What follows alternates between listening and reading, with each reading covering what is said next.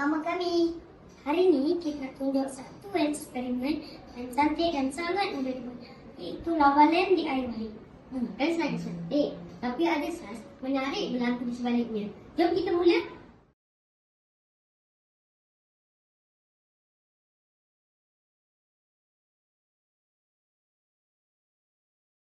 Untuk eksperimen kali ini, kita perlukan apa-apa botol kulit sinar, air, minyak masak, warna makanan dan tablet ino. Bahan ini mudah didapati, padahal ada di rumah kita. Mula-mula, isi botol dengan air sehingga 3/4. Sekarang kita titiskan beberapa titik warna makanan. Cantik kan? Warna makanan bercampur dengan air.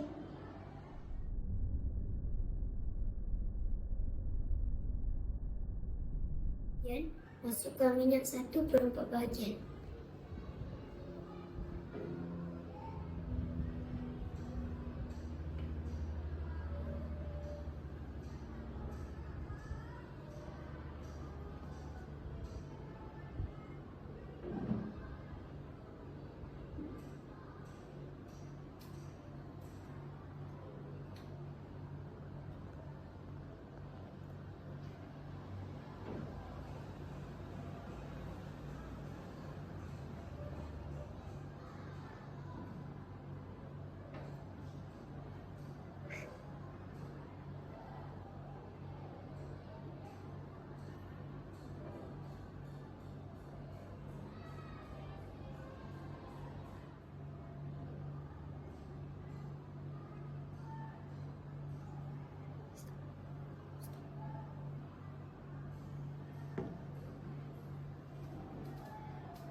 Tengok, minyak terapung. Minyak terapung kerana kurang tumpat daripada air. Jadi, kita masukkan serbuk ini. Jom tengok apa jadi.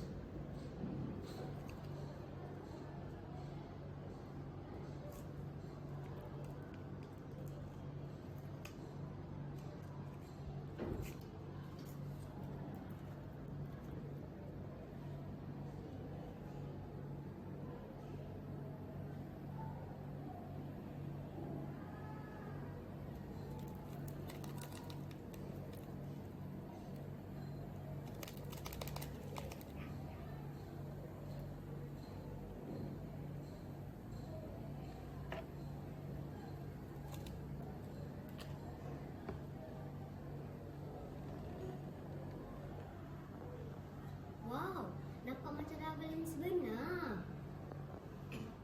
Minyak dan air tak bercampur sebab sifat kimia berbeza. Bila gelombang gas pecah di permukaan, air berwarna jatuh ke bawah. Proses ni berulang-ulang.